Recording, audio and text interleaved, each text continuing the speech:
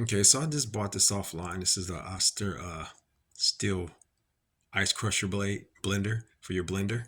Um, it can blend up to 5 or 6 cups in your blender, glass or plastic. And this here comes with the steel blade as well as a seal ring. I bought this, guys, because I had to get a new blade. I bought one that was like a different brand and it just wasn't cutting it. So I upgraded to this model here. This is the original blade. Keep it from leaking. And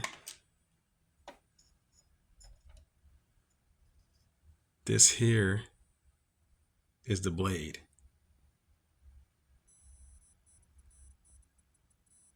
As you can see, it has the name brand on this right there, which is important because you can buy a lot of these and they don't be the correct brand.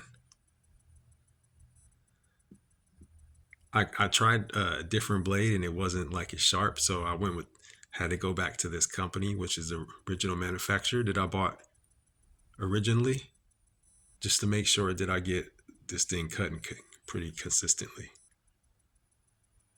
All right, guys, change the tech. See you next time.